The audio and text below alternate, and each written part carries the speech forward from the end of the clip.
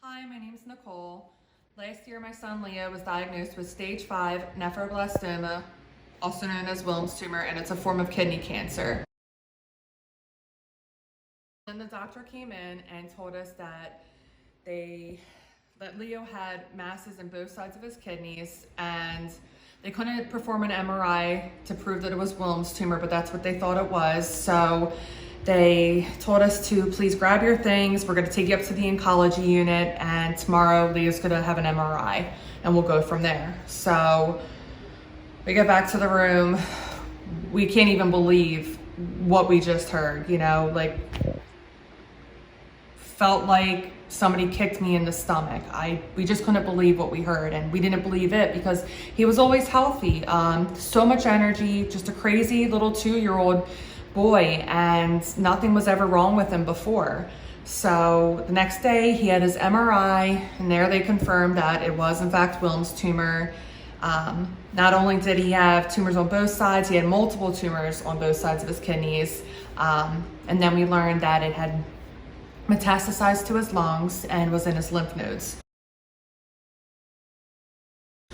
So they sat us down, gave us a 26 week treatment plan, and went over the types of drugs that he was going to take. And I think hearing all the side effects, it's something that I've never thought about before. Like, you hear people get cancer and they, chemotherapy, but this time we're talking about a baby, a 2-year-old kid, and the side effects were things like secondary cancers, heart failure, heart disease, lung damage. The list goes on, the obvious things like losing hair, sickness with, vomiting, diarrhea, things like that, but even death. So we had no choice. We had to consent that we were gonna let them give our child chemotherapy, pretty much just pump our baby with poison. We had no choice. We had to, let them save his life. We thought he was already dying at that point since it was stage 5. Children's cancer is diagnosed differently, it's staged differently. So he began treatment. They right away put his port in, and he started chemo the following night. I remember his eyes were watering and they looked like they were bleeding. Here it was just the chemotherapy running through him because it was red.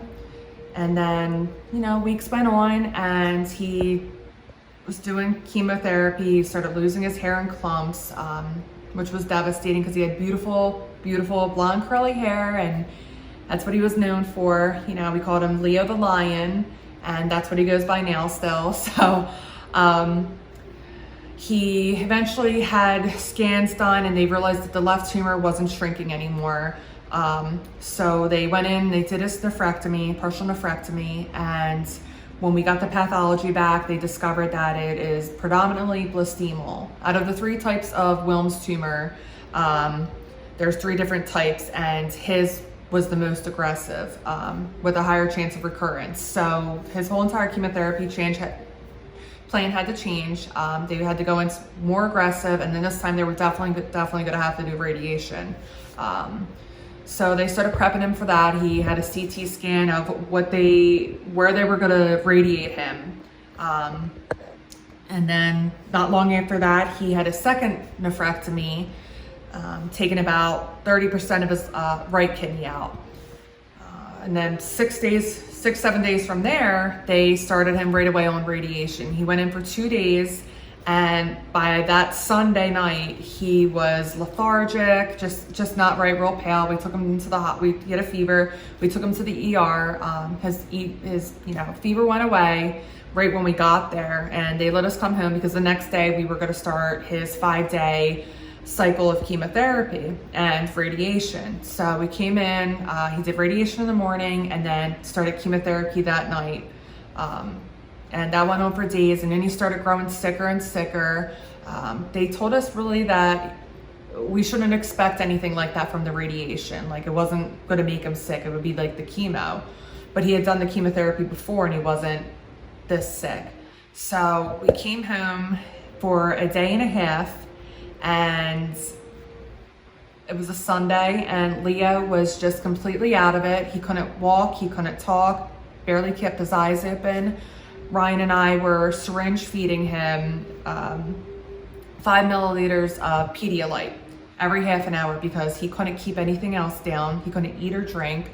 I called the hospital. They said, you know, just keep him hydrated. If he's staying hydrated, you don't need to bring him down. And I wasn't going to stand for that. I took him right down, and he was already dehydrated.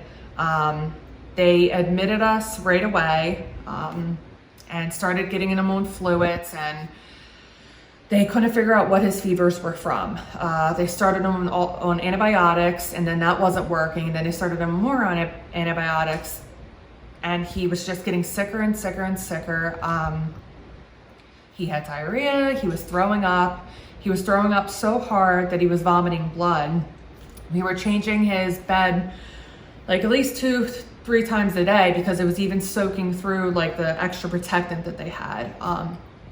He had lost like at least 4 pounds in less than a week. They wanted to put a feeding tube in him, but they couldn't because he was throwing up so much. And because his platelets were dropping, his blood platelets were dropping, and his blood counts were dropping, they couldn't perform a procedure to put a stomach tube in him, a feeding tube. So they had to double his blood transfusions and platelet transfusions every day, started doubling. He was still getting sick. They did x-rays, an echocardiogram, CT, MRI, and that's when they found that he had a 4.4 centimeter area above his left kidney that was either collecting blood or some kind of bacteria. The next day, well, actually 2 days later, after he had enough blood transfusions and platelets to safely biopsy it, it came back that whatever was in there was sterile. It was just a hematoma. They said it's normal after the kind of surgery that he had. And it didn't explain why he had so many fevers, why he was so deathly sick. Throughout his whole entire treatment, so up until that point, we had never ever seen him that bad. It was so devastating and scary because we didn't think he was gonna come home with us. And he started getting better. We were able to start slowly getting him to eat.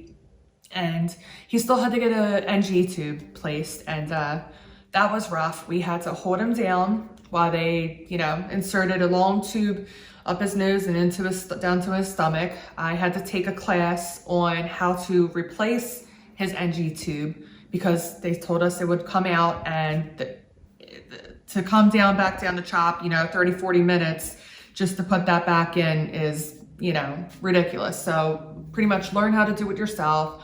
It'll be a lot easier and you'll get used to it. We had to check his pH every time we put it in, just so we made sure that the end of the tube was actually into his stomach and not in his lungs because he would aspirate. We didn't get used to it. It wasn't any easier. Every time Leo screamed and cried, it was awful. Every feed that we gave him, he threw up. It was to the point where he would hold in his own throw up so the tube wouldn't come back out of his mouth. And that continued for months because he wasn't gaining any weight since before he started getting chemotherapy. He hadn't gained a pound. In fact, he was just losing more weight. So if you read my story, I was talking about us celebrating his 3rd birthday in the hospital. CHOP's really wonderful. If you know anything about Children's Hospital, they are amazing. They have great nurses, amazing child life. The oncologists, everybody down there is just amazing. They made Leo signs, they got him gifts, and we sung happy birthday to him in there. He had 2 strong chemotherapies that day. So when he got home, not long after, he started getting sick and he just wanted to go in bed. So normally a kid would get up, want to go play. Leo couldn't do any of that. Leo hadn't been able to do any of that since before he was diagnosed. That's just not our son. He had so much energy, and even when he was tired, we couldn't like get him to calm down because he was just always like on level 10 of craziness. And to see him to see him so weak and sick was heartbreaking. And we knew the reason why he was so sick was because of the drugs that they were giving him. You know, these drugs are awful. They're meant for adults. They're not meant for children. And sorry, they're not meant for kids. There's no chemotherapies targeted for children. So they have to take adult drugs. And some of these drugs, most of the drugs actually were developed in the 50s, 60s, 70s. I think there's only been like 2, maybe 3 new chemotherapy drugs developed since then. And these kids are taking things that their grandparents were, you know, when they were born, these things were developed. Not because they're working and they're great, it's because we don't have enough funding, and we don't have enough funding to have research done to find better treatments and cures for the kids. That's not right. It's not acceptable. I know people care. I know people want to help. You just don't know how. A great foundation to get involved with is Alex's Lemonade Stand. The money that you donate goes directly towards research, which is needed to find cures, and not even just cures. They need to find treatments to prevent these horrible side effects that kids will live with for the rest of their lives. You know, their lives are cut short as it is if, you know, once they get that cancer, but even the treatments can cut their life short. That's not right. And less than 4% of the National Cancer Institute's funding goes to pediatric cancer research. That is crazy. That's crazy. There's over 12 different types of childhood cancer with countless subtypes. So that 3.8%, it has to be spread out through all of them. How is that fair? How is that fair? How can we tell children that they matter when we can't even give them enough money to look into better treatments for them? You know, it's not right, you know. You think these things will never happen to you. You're never going to be a cancer parent. Your grandchild will never get cancer. Your niece, nephew. The statistics are 1 in 285 kids will get cancer before their 20th birthday. 43 kids are diagnosed with cancer every day. It happens. It is not rare.